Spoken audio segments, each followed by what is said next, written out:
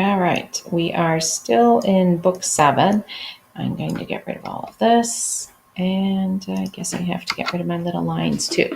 So a lot of this was filled with description of what Odysseus was seeing before he goes on in and throws himself at Arete's knees as he meets the king and queen here. So we're getting a sense.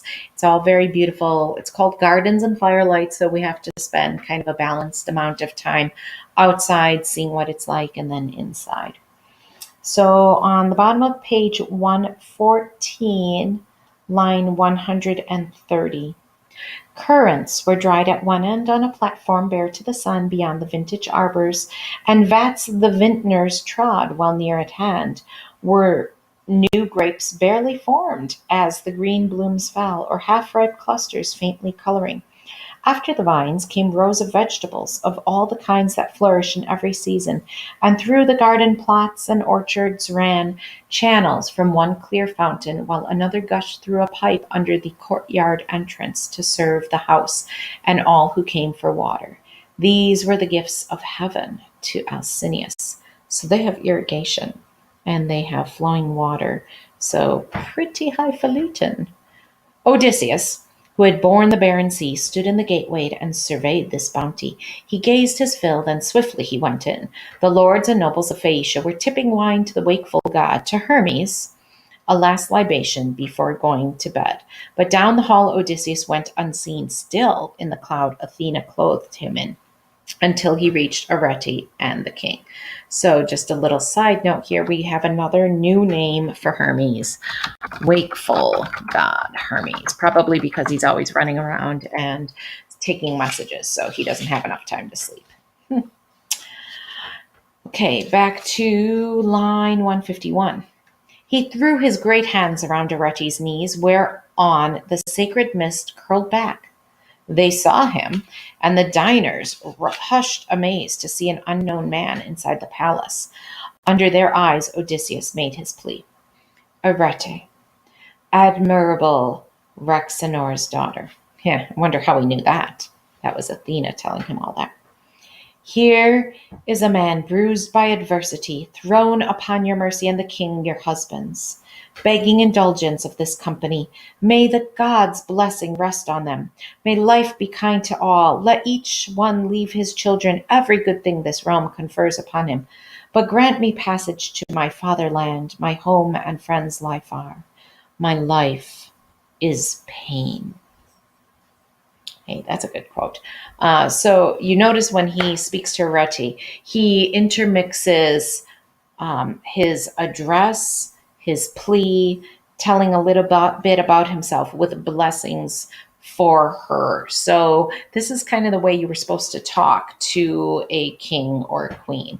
Interesting, because he is a king himself by his own right, but right now he's more of a beggar than anything else. He moved then toward the fire and sat him down amid the ashes. Whoa, that's a huge symbolic gesture. Like he is showing how humble he is, that he's nothing but a beggar. No one stirred or spoke until Echenios broke the spell, an old man, eldest of the Phaeacians, an oracle, versed in the laws and manners of old time. Okay. Echenios, what you need to know about him is he's an elder and he advises Alcinous to show hospitality to the stranger. Whenever it calls somebody an oracle, it means they have the ability to tell the future. And so people would listen up to this old guy and follow his advice. He rose among them now and spoke out kindly. Alcinous, this will not pass for courtesy. A guest, abased in ashes at our hearth? Everyone here awaits your word, so come then, lift the man up, give him a seat of honor, a silver-studded chair. Then tell the stewards we'll have another wine bowl for libation to Zeus, Lord of the lightning, advocate of honorable petitioners, and supper may be supplied, our friend, by the larder mistress. And this is kind of interesting, though. It does remind me of when Jesus is talking to his disciples, and he says, when you go to a wedding feast, don't sit in the highest place, sit in the lowest place so that your host can elevate you. But if you sit in the highest place, you may be put down into the lowest place, and what a shame it will be for you. So here now, Alcinous is going to put Odysseus in the spot of his favorite son. So going and sitting in the ashes was definitely the right thing to do to show his humility, and then he can be elevated from that. And he's going to get fed again too. Yay. Alcinous, calm in power, heard him out, then took the great adventurer by the hand and led him from the fire. Nearest his throne, the son whom he loved best, Laodamas, had long held place. Now the king bade him rise and gave his shining chair to Lord Odysseus. Uh-oh, do you think Laodamas might get a little upset? He got kicked out by this guy. We'll see. A serving maid poured water for his hands from a gold pitcher into a silver bowl and spread a polished table at his side. The mistress of provisions came with bread and other victuals, generous with her store. So Lord Odysseus drank and tasted supper. Seeing this done, the king in majesty said to his squire, "A fresh bowl, Pontonous, we make libation to the Lord of Lightning." Remember, Lord of Lightning, that's got to be Zeus.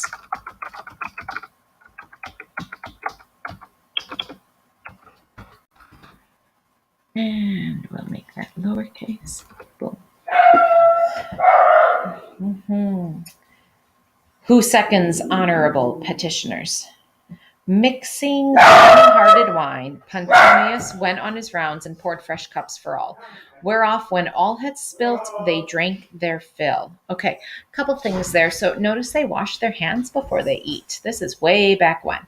And the libations, they spill some out for the gods before drinking. And so that's why that line says, wherefore when all had spilt, they drank their fill. So they spill some out and then they drink theirs. Mixing the honey-hearted wine, Pontonous went on his rounds and poured fresh cups for all. Oh, I just read that. Alcinous then spoke to the company. My lords and leaders of Phaeacia, hear now all that my heart would have me say. Our banquet's ended, so you may retire.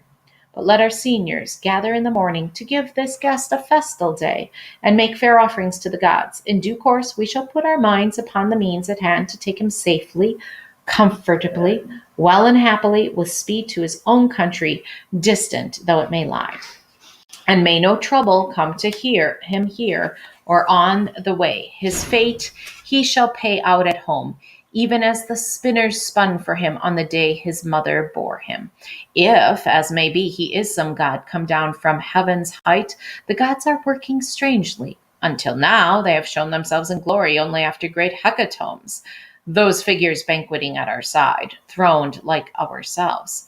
Or if some traveler met them when alone, they bore no least disguise. We are their king. Gigantes, Cyclopses rank no nearer gods than we.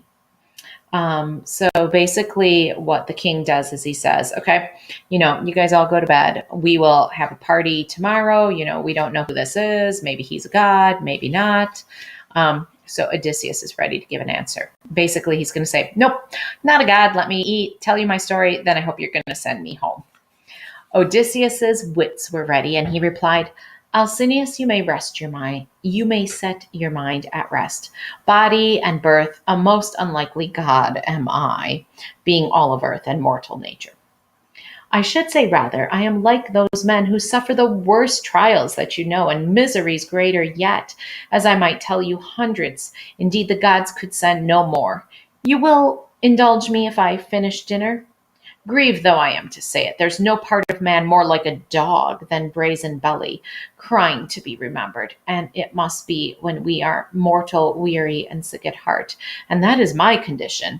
Yet my hunger drives me to take this food, and think no more of my afflictions. Belly must be filled, be equally impelled, my lords, tomorrow to berth me in a ship and send me home.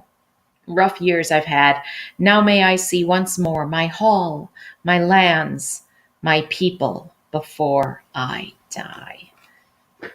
We'll pause there.